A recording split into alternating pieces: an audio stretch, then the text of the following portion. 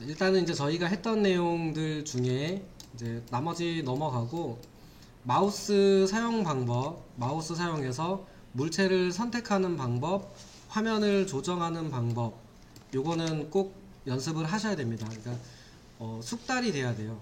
다른 게 아니고, 쓸 줄 안다가 아니고 숙달이 돼야 됩니다. 숙달이. 그래서 연습을 좀 하시고, 마우스 사용하는 거 버튼별로 달랐었죠.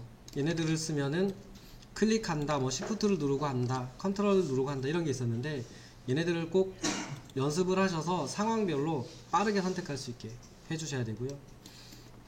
뭐 필수 선택 방법해서 이렇게 해놨는데 당연히 잘 쓰셔야 되는 부분이어서 그렇고요. 이제 그 다음에 이동 툴은 괜찮습니다. 이거는 쓰다 보면 익혀져요. 익혀져서 뭐 복사, 배열, 이동 이런 건 괜찮고요. 그리고 스케치업은 외부 소스를 써서 그 3D 웨어하우스에서 불러다 쓰는 거를 자주 하기 때문에 저기서 라이브러리를 잘 모아놓는 것도 한 가지 요령입니다. 그래서 저희도 이제 실습할 때 웬만하면 저기서 불편한 것들은 좀 다운받아서 고쳐서 이렇게 쓸 겁니다. 그러니까 저희가 분야가 인테리어 실내 건축 쪽이 많으시잖아요. 그럼 실내 건축에서 건축물을 만드는 거는 스케치업으로 만든다고 보시고요.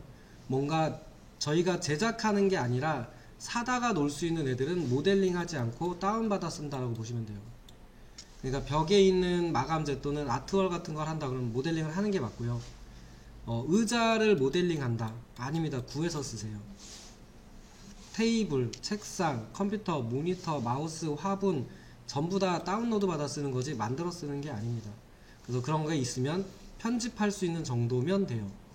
그래서 라이브러리 잘 수집하고 잘 쓰셔야 되고요. 축은 진짜 잘 쓰셔야 돼요. 축. 기본적으로는 화살표, 요 화살표 가지고 쓰는 거, 그리고 몇 가지 더 있어요. 그 몇 가지 더 있는 거는 이제 쓰면서 안내를 해드릴게요. 그 다음에 이제 오늘 할 기능들 하기 전에 얘를 먼저 했는데, 얘는 폴리곤 모델이거든요. 그래서 삼각형을 만들면, 선으로 삼각형을 만들면 면이 생깁니다. 그래서 3D를 하다가 혹시 선을 지워서 선만 남았다 그러면 다시 선을 그어주면 면이 생기면서 3D가 돼요. 그래서 혹시 수정하실 때 잘 기억을 하시고, 요 뒤집는 거는 이제 할 거예요. 면 뒤집기 요것도 할 거고, 요것도 좀 이따 할 겁니다. 기타 이제 축, 스냅은 엔드포인트, 미드포인트 뭐 이런 겁니다. 그래서 요거는 쓰면서 이제 나머지 좀 더 설명을 드리고, 그리고 선, 사각형, 원, 타원 뭐 이렇게 많이 있는데 한 번씩은 써보세요. 한 번씩은 써보고, 타원형하고 다각형은 변의 개수를 조절할 수 있었죠. 변의 개수를 조절하는데 실제로는 키보드 단축키로도 가능해요. 컨트롤 키하고 플러스 키를 이용하면 늘어나고요. 컨트롤 키하고 마이너스 키를 이용하면 줄어드는 것도 있습니다. 근데 굳이 설명 안 드린 거는 나중에 자연스럽게 알게 되기 때문에요. 한번 해볼게요. 요 있으면은 원을 그린다, 다각형을 그린다 그러면 그리기 전에도 되고 그리고 나서도 되는데, 이렇게 해놓은 다음에 클릭하기 전에 컨트롤 플러스 하면 이게 늘어나요. 마이너스 하면 줄어듭니다. 이렇게 해서 좀 조절해서 쓰는 방법도 있는데 기억나면 쓰시고요. 기억나면 쓰시고, 이렇게 해서 언제 36개를 언제 만들어요? 이렇게 하면 못 만드니까 이거 말고 S 넣어서 하는 게 기본적인 방법이라고 보시면 될 것 같네요. 이거는 그냥 팁 정도로 기억할 수 있으면 기억하셨다가 쓰시면 되지요. 이렇게 해놓고 나서 조절도 가능해요. 이렇게. 컨트롤 키 플러스, 컨트롤 키 마이너스 입니다. 그리고 호는 그리는 방법이 여러 가지가 있긴 한데 자주 쓰이거나 하진 않아요. 그냥 원을 그려서 지워버리고 쓰거나 이런 경우가 많아서 호를 직접 그려 쓴다 이런 경우는 사실 드뭅니다. 그래도 한 번씩은 써보세요. 호 그리는 방법이 3개 있었죠. 3개, 4개, 파이까지. 파이는 얘하고 동일한데 중심점, 시작점, 끝점을 누르면 이렇게 생기고 나서 면을 만들어주는 것만 차이가 있었어요. 그래서 혹시 쓸 일 있으면은 심심할 때 한 번씩 이렇게 눌러서 써보시면 금방 익숙해집니다. 사각형 하나 그려주시고요. 렉탕글 사각형 하나 크기 상관없습니다. 하나 그려주시고 푸시풀로 높이 좀 올려주시고요. 선을 잡아서 살짝 이럴 때 또 이 까만색 돼 있으면 이상한 들어가요. 화면에 볼 때는 정상인 것 같은데 절대 정상이 아닙니다. 이렇게 해서 클릭하면 맞나 하고 눌러 놓으면은 얘가 안 맞아요. 기울어지거나 정확히 안 맞을 경우가 많으니까 반드시 축을 고정하신 다음에 쓰십시오. 이 상태에서 이 면에다가 원을 그린다 라고 하면은 여기다 마우스 올려놓고 그리면 그려져요.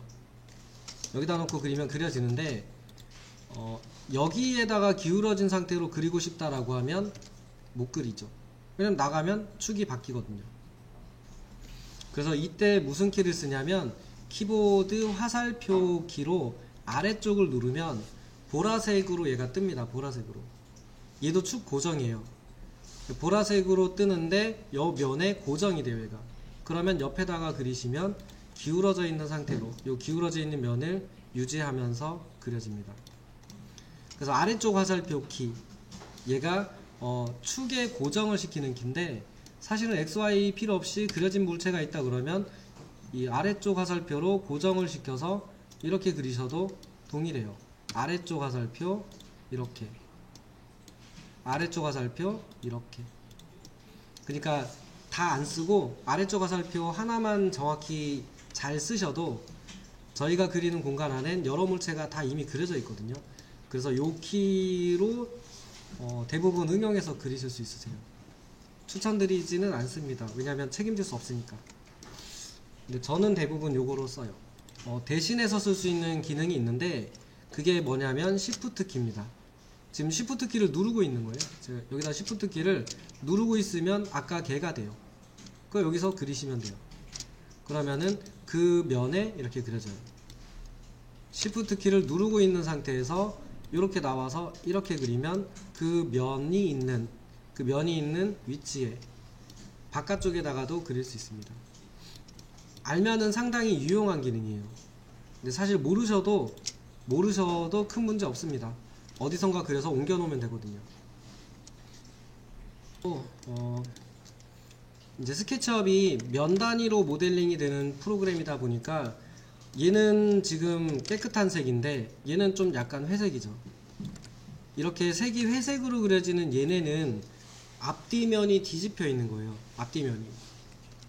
얘가 면으로 만든 모델이다 보니까 하나 지워볼게요. 안에가 하얗고 바퀴 시커멓죠.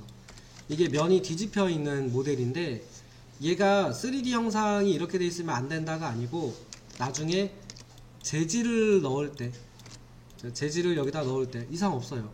근데 이 상태에서 다른 프로그램에서 렌더링을 하게 되면 뒤집어진 상태에서 렌더링을 하게 되면은 안 나오는 경우가 있습니다. 렌더링이 안 되는 경우가 있어요. 그래서 웬만하면은 바깥쪽 물체 형상의 바깥쪽이 이렇게 흰색이어야 돼. 흰색. 그래서 요거는 어떻게 바꾸냐면 마우스 면을 누르고 마우스 오른쪽 버튼을 누르면 리버스 페이스라고 하는 애가 있어요. 리버스 페이스를 해주시면은 뒤집힙니다. 근데 이거를 전부 다 리버스 페이스를 돌려가면서 다 하기는 어렵죠. 그래서 이런 경우는 정상적으로 표면에 보이는 물체 면을 선택하시고 마우스 오른쪽 버튼을 누르시면 오리엔트 페이스라고 나와요. 이 오리엔트 페이스를 해주시게 되면은 그 면을 기준으로 표면을 따라가면서 전부 다 이 올바른 면이 보여지게 뒤집어주는 기능이 있습니다. 그래서 이거는 두 개 다 아셔야 돼요. 리버스 페이스 그리고 다시 오리엔트 페이스 하면 내가 선택한 면으로 표면을 전부 다 바꿔주는 기능입니다. 3D Max 써보신 분은 아마 이거 무슨 얘기인지 아실 겁니다. 면이 뒤집혀 있으면 뚫려 있는 것처럼 렌더링 되는 경우가 있는데 얘도 마찬가지입니다. 그래서 리버스 페이스 오리엔트 페이스 요거 꼭 기억했다가 쓰시고요.